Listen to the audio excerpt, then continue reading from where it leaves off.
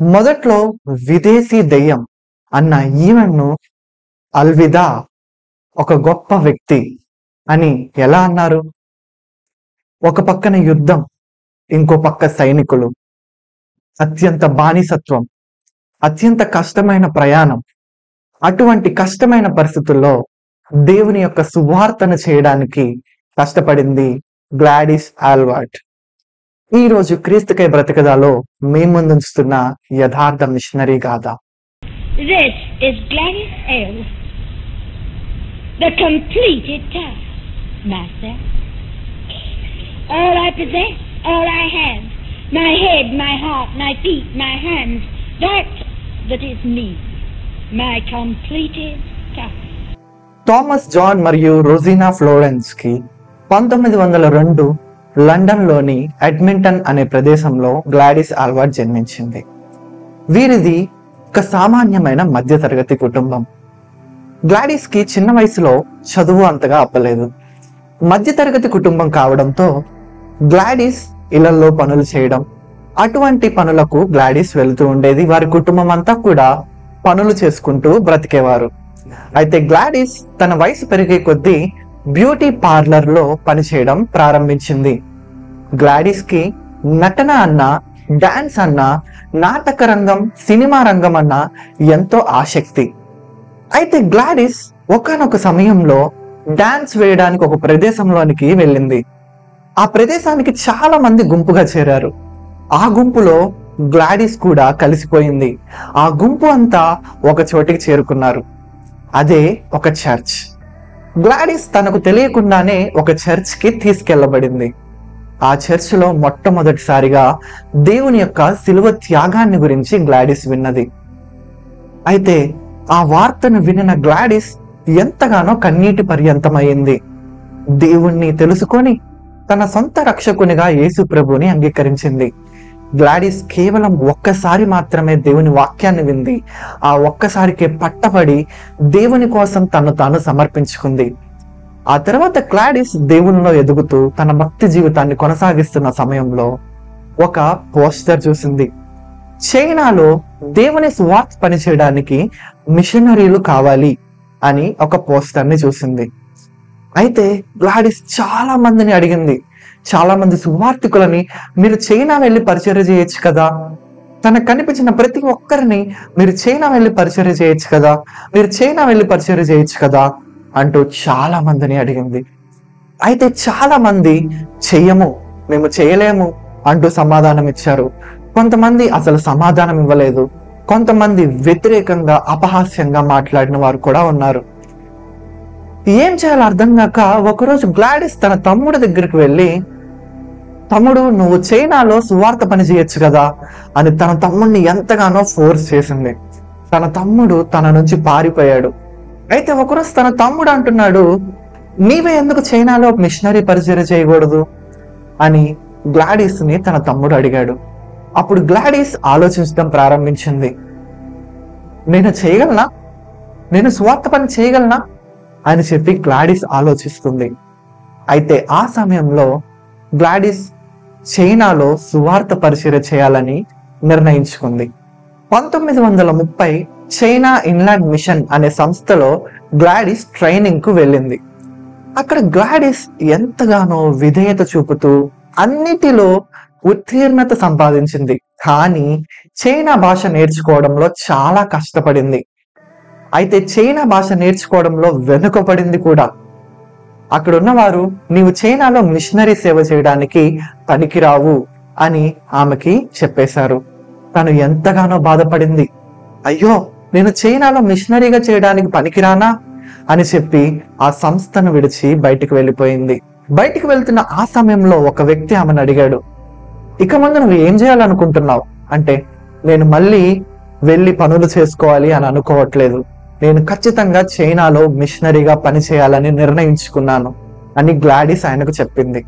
అయితే కొంతమంది ద్వారా గ్లాడిస్ తెలుసుకున్నది ఏంటి అంటే, చైనాలో జెన్నీ లాసన్ అనే ఆవిడ పరిచర్య జరిగిస్తుంది అని.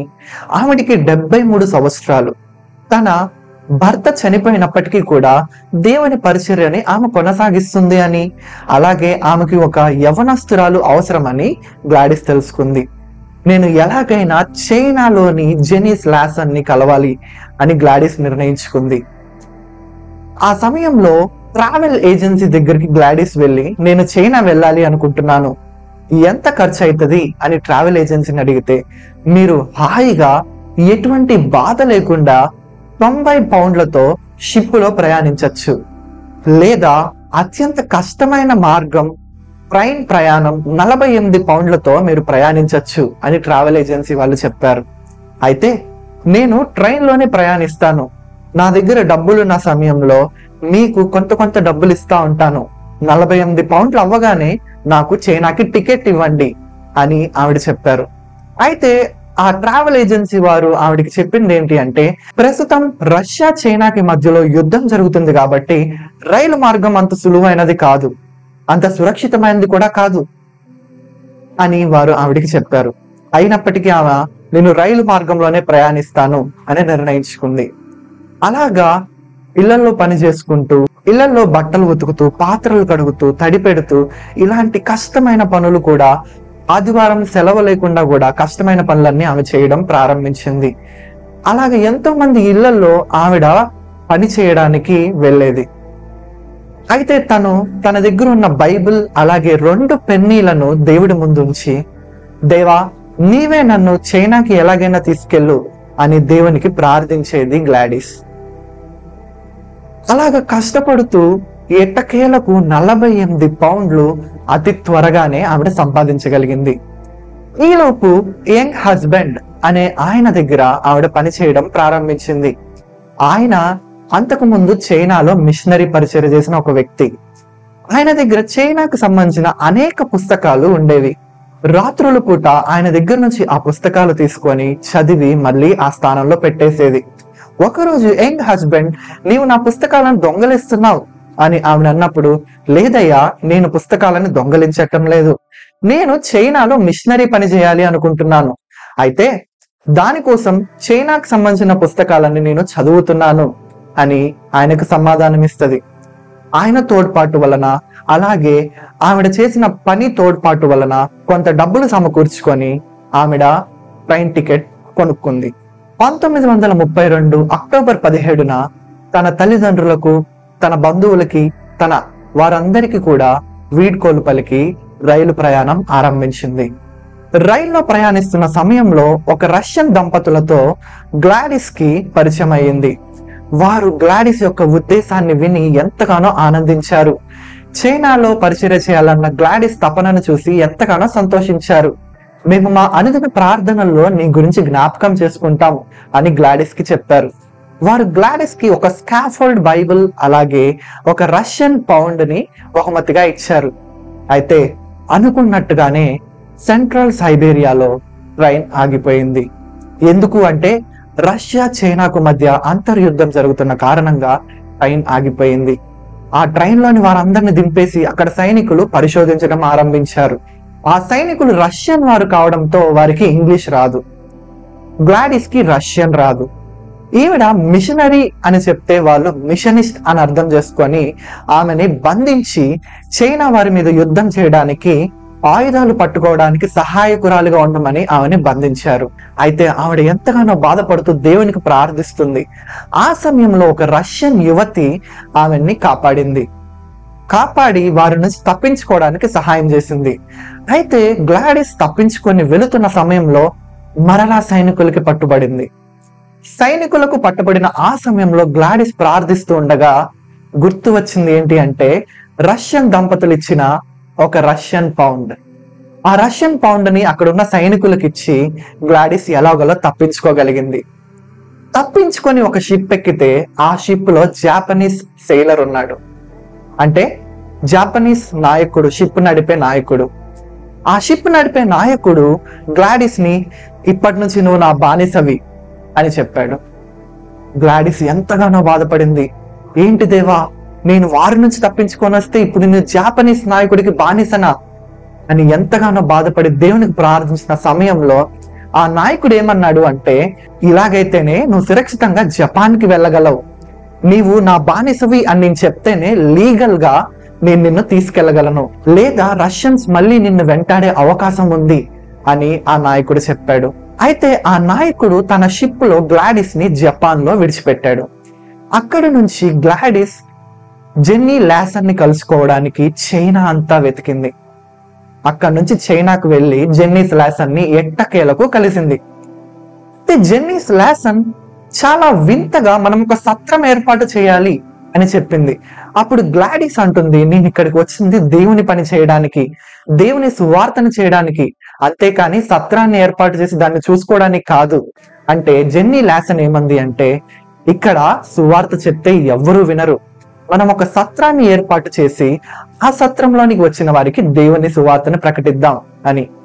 సత్రం నడపడం చాలా కష్టమైనప్పటికీ గ్లాడిస్ ఆ పని నేర్చుకొని సత్రాన్ని నడపడం ప్రారంభించింది. ఆ సత్రంలో జెన్నీ లాసన్ వచ్చిన వారందరికీ కూడా సువార్త ప్రకటించడం ఆరంభించింది. అలాగే జెన్నీ లాసన్ ఆ పరిచర్యని ముందుకు నడిపిస్తూ ఉంది. ఒకరోజు జెన్నీ లాసన్ మరణించింది. ఇప్పుడు గ్లాడిస్ కి ఏం చేయాలో అర్థం కాలేదు. ఇప్పుడు నేను సువార్తను ఎలా ప్రకటించాలి అని ఆలోచిస్తున్న ఆ సమయంలో అక్కడున్న రాజు, ఆ ప్రదేశం పేరు యాంగ్చాంగ్, ఆ యాంగ్చాంగ్ రాజుని దేవుడు ప్రేరేపించాడు. యాంగ్చాంగ్ రాజు పేరు మాండరిన్. మాండరిన్ అప్పుడే వచ్చిన కొత్త రాజు. ఆ రాజు గ్లాడిస్ ని వెతుక్కుంటూ వచ్చి, నీవు నాకు సహాయం చేయాలి. అది ఏంటి అంటే, చైనాలో ఒక ఆచారం ఎప్పటి నుంచో కొనసాగుతుంది, అదే లోటస్ ఫీట్ ఆచారం. లోటస్ ఫీట్ ఆచారం ఏంటి అంటే, వారి పాదాల సైజ్ కంటే చిన్న షూలో ఇరికించే ఆచారం అది. అయితే ఆ ఆచారాన్ని నిర్మూలించడానికి యాంగ్చాంగ్ రాజు అయిన మాండరిన్ పూనుకున్నాడు. దానికి గ్లాడిస్ సహాయం కోరాడు. గ్లాడిస్ ఆలోచించింది. అయితే ఆలోచించి, నేను ఒక షరతు చెప్తాను, ఆ షరతుకు ఒప్పుకుంటే నేను ఈ ఆచారాన్ని నిర్మూలించడానికి సహాయం చేస్తాను అని గ్లాడిస్ ఆయనకు చెప్పింది.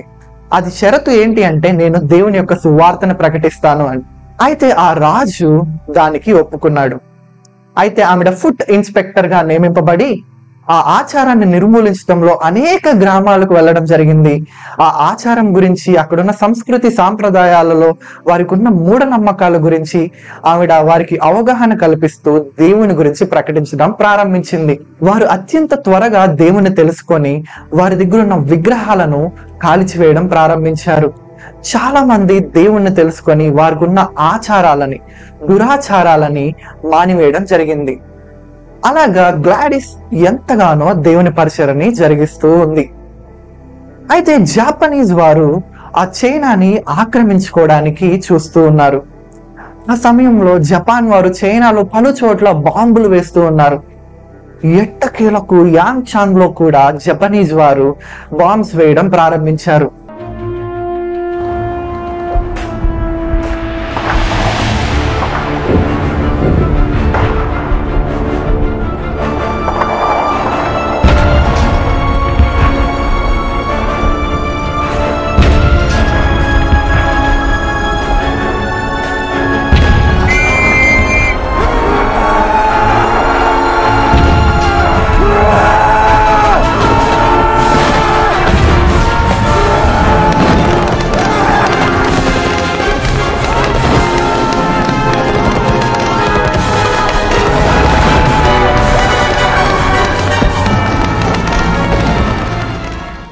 ఇప్పటికే చిన్న పిల్లలను అలాగే వృద్ధులను చేరదీయడం ప్రారంభించింది. ముఖ్యంగా అనాథ పిల్లలను చేరదీయడం ప్రారంభించింది. వారు 40, 60, 80 అలాగ పెరుగుతూ ఉన్నారు. ఆ సమయంలో యాంగ్చాంగ్ లో బాంబు వేస్తే గ్లాడిస్ కు కూడా గాయమైంది. గ్లాడిస్ నిర్ణయించుకుంది యాంగ్చాంగ్ నుంచి సియోన్ అనే ప్రదేశానికి వెళ్ళాలి అని. అయితే ఆ ప్రదేశానికి వెళ్ళడానికి అంతమంది పిల్లల్ని కూడా కలుపుకొని దాదాపు 100 మంది పైగా పిల్లలు, చలి, శత్రువులు, ఒకే ఒక్క స్త్రీ, ఎన్నో ఆటంకాలు, వీటన్నిటిని తప్పించుకుంటూ ప్రయాణించడం ప్రారంభించింది. అయితే ఆ ప్రయాణంలో ముందుకు వెళ్తూ ఉండగా పసిఫిక్ సముద్రం అడ్డొచ్చింది. తనతో ఒక చిన్న పాప అంది, మోషేకి ఎర్ర సముద్రం అడ్డొచ్చినట్టు మనకి పసిఫిక్ సముద్రం అడ్డొచ్చింది అని. అయితే ఆవిడ ఏం సమాధానం ఇచ్చిందంటే, ఆయనంటే మోషే, నేను మోషేని కాదు కదా అంటే. ఆ చిన్నపిల్ల ఇచ్చిన సమాధానం ఆమెనే ఆశ్చర్యపరిచింది. ఆయన మోషే, మీరు మోషే కాకపోవచ్చు, కానీ అప్పుడున్న దేవుడు ఇప్పుడున్న దేవుడు ఒక్కడే అని ఆ చిన్న పాప సమాధానం ఇచ్చింది. ఆ సమాధానంతో గ్లాడిస్ ఉజ్జీవింపబడి అందరూ ప్రార్థించుట ప్రారంభించారు. ఆ సమయంలో చైనీస్ మిలిటరీ వచ్చి వారందరినీ కూడా పడవల్లో ఎక్కించుకొని ఆ సముద్రం దాటడానికి సహాయం చేశారు. అయితే వారికి ఎదురైంది నిరాశే. సియోన్లో ప్రజలు వాళ్ళని చేర్చుకోలేదు. కానీ పట్టువీడని ధైర్యముతో దేవుని మీద నమ్మకంతో ఇంకా ముందుకి వారి ప్రయాణం ఆరంభించారు. అక్కడ షుఫెన్ అనే ప్రదేశంలో వారిని చేర్చుకున్నారు. అయితే గ్లాడిస్ ఎంతగానో తన శక్తిని కోల్పోయింది. తన శక్తిని మొత్తం దేవునికి ఖర్చు చేసింది. తనకి టైఫాయిడ్, న్యూమోనియా వంటి రోగాలు ఆవిడికి వచ్చాయి. అయితే త్వరలోనే ఆవిడ కోలుకుంది. కొన్ని రోజుల తర్వాత ఆవిడ దగ్గరికి ఒక రిపోర్టర్ వెళ్ళి ఆవిడ జీవిత సాక్ష్యాన్ని విని ఎంతగానో ఆశ్చర్యపోయారు. 20 సంవత్సరాల క్రితం ఇక్కడికి వచ్చింది. దాదాపు 13,000 కిలోమీటర్లు లండన్ నుంచి చైనాకి వచ్చి దాదాపు భూభాగంలో సగం ప్రయాణం చేసి ఇక్కడికి వచ్చింది ఆవిడ. ఇప్పటి వరకు తన స్వగృహానికి వెళ్ళలేదు అని తెలుసుకున్న రిపోర్టర్ ఆవిడికి మళ్ళీ లండన్ వెళ్ళడానికి సహాయం చేశారు. అయితే ఆవిడ మళ్ళీ లండన్ వెళ్ళారు. మరలా ఎప్పుడు యాంగ్ చాంగ్ కి రాలేదు. ఎందుకు అంటే యాంగ్ చాంగ్ కమ్యూనిస్ట్ వారి చేతి కిందకి వెళ్ళిపోయింది. కానీ తరువాత హాంకాంగ్ కు వచ్చి ఆవిడ పరిచర్య చేయడం ప్రారంభించింది. హాంకాంగ్ లో ఆమె సువార్త ప్రకటిస్తున్న సమయంలో ఒక వ్యక్తి ఆమె దగ్గరకు వచ్చాడు.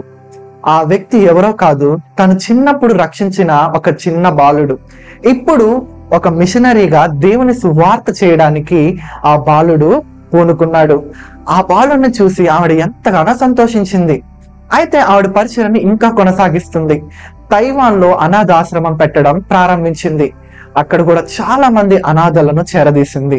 అయితే జనవరి 3, 1970 ఆవిడ ప్రభునందు నిద్రించారు.